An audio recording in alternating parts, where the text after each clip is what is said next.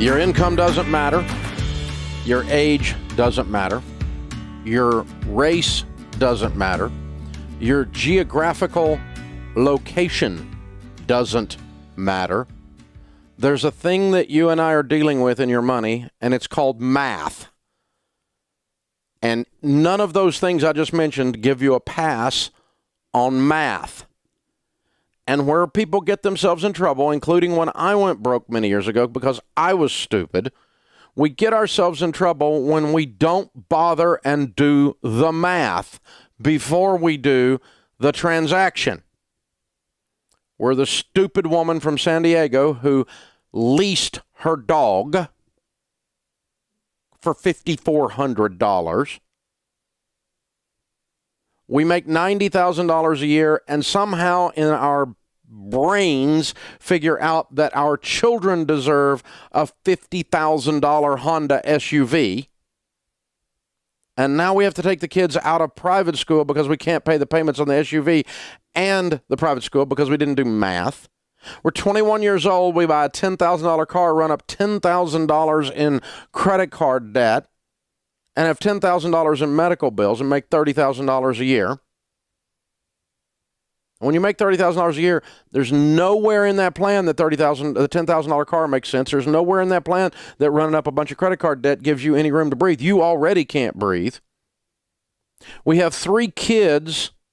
We make $28,000 a year. Should I go back to work, the woman asks. $28,000 income with 3 kids. Our health care is provided by Medicaid, which is welfare, because we qualify. If I go back to work, we won't qualify for that. And if I go back to work, they'll have to pay for daycare. And I'm not sure I'm going to even break even. At least she was doing math up front and thinking about it before she made the decision.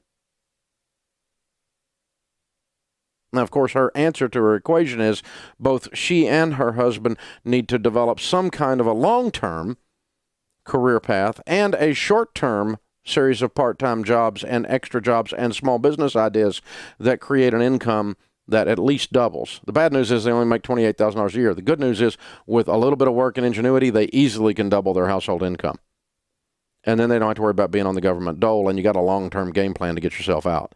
It's not a matter of simply her going back to work. That's a limited view of that situation. I actually didn't answer her question properly when she called. What does all of this have in common?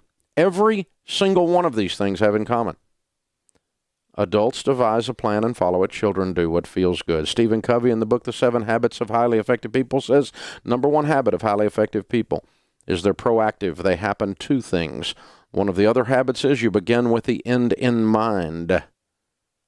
So when broke people say, I can afford this, you know what they're saying? I think I might be able to pay the payments. That's what broke people mean when they say that. If you don't want to be broke people anymore, you get out of the land of payments. If you don't want to be broke people anymore, you sit down and you say, hey, here's what we make. Here's the size of our mess. What are we going to do to increase our income and decrease our outgo to be able to address the mess faster? It really is 6th grade or 4th grade math. It really and truly is.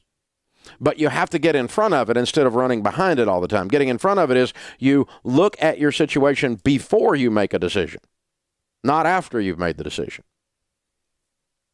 A $44,000 SUV when you make $85,000 a year is stupid. Whether you paid cash for it or not, it's still stupid. But when you financed it, it's double, triple stupid.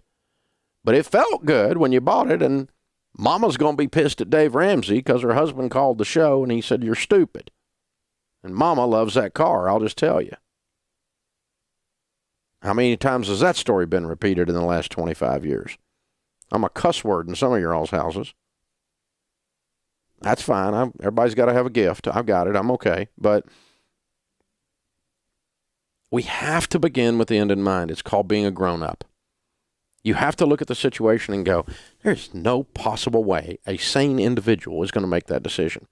But the thing is that we're not sane when we're making half the decisions because we're operating on about a 4-year-old level, meaning we impulse our butts off. I'm tired. I don't want to cook tonight. Let's go out to eat. Let's go out to eat. We got to go out to eat because I'm tired. I work hard. I'll call the wambulance. We all work hard. I'm sorry. If you'd have followed me around the last 6 days, you'd be in the hospital, some of you. We all work hard. Wah. Wah. You poor little thing. Because let me tell you what that going out to eat looks like. It looks like you're 26 years old, you make $30,000 a year. You're 21 years old, you make $30,000 a year, and you run up $10,000 in credit card debt because you bebop in and out of restaurants, you bebop onto a vacation you can't afford, you bebop your butt down to the pet store and buy something you can't afford, you bebop through Target. Some of you go to Walmart for entertainment. Give me a break. You might be a redneck if Walmart is your entertainment. And no wonder you run up debt. No wonder you can't breathe. No wonder, because you got payments coming out your dadgum ears, man. And nobody goes in debt. Listen, people that make $30,000 a year, they're 21 years old, they don't go $10,000 in debt in one purchase. They don't use their credit card and buy one thing for $10,000. No, it's 1,000 $50 things. It's death by 1,000 cuts. And then you look up and go, oh my God, what have we done? What have we done? How stupid are we? Now, I'm on your team. I've done it too. But I'm just telling you, a lot of the stuff that's happened in this hour on this show is stuff that is unbelievably preventable. You just look at it and go, no, we're not going to rent our dog. As a matter of fact, we're not going to finance our dog. And we're sure as crap not financing a cat. You know, it's not happening. Period. We're not buying this car, honey. I know you want a nice car, honey. But you know what? We're broke. Broke people don't buy $45,000 Honda SUVs. We're broke. And you know how I know we're broke? Because we don't have any money. That's how I know we're broke. Well, we make a lot of money. Yeah, but it's all gone. Have you not noticed? We don't have any money. We don't have any money. We don't have any money. No, we're not going out to eat. Why? We're broke. We don't have any money. You're not in freaking Congress. You can't just print it in the basement. You have to live on less than you make, and you have to have a plan, and you have to be intentional. I meet people that make $30,000 a year that save money. I meet people that make $130,000 a year couldn't save money if they had to. It hasn't got anything to do with the income. It's got to do with you freaking controlling the person in your mirror. It's you deciding, I'm going to be a grown-up. I'm going to be an adult. And that's if you're 52, you're 22, or you're 12. Adults devise a plan and follow it. Children do what feels good. Everybody's all worried about everybody's feelings these days. I'm not worried about your feelings. I make a living hurting your feelings. I don't give a crap about your feelings. Listen, let me tell you what feels good. Not having any dadgum payments, that's what feels good. Having a pile of money in the bank. That feels good. Being wealthy enough to take your eyes off yourself and not be so dad-blame self-centered and actually be generous where there's some room, some margin in your budget and you can give money to somebody else that's hurting. That feels good. But no, we live on the junk food of finance. And financially, we've got an obese culture that's lost its mind. And so you guys, you have to be weird. Normal is broke. The Wall Street Journal says 70% of Americans are living paycheck to paycheck.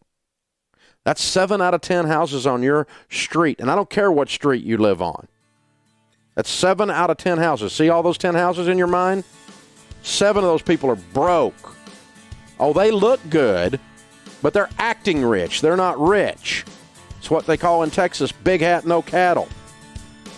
Don't live like that. It's time to be weird. Those of you that want to that want to win with money, you got to do weird things. Because normal is broke. And if you do normal stuff, you're going to have normal results. It's time to stop it. This is the Dave Ramsey Show.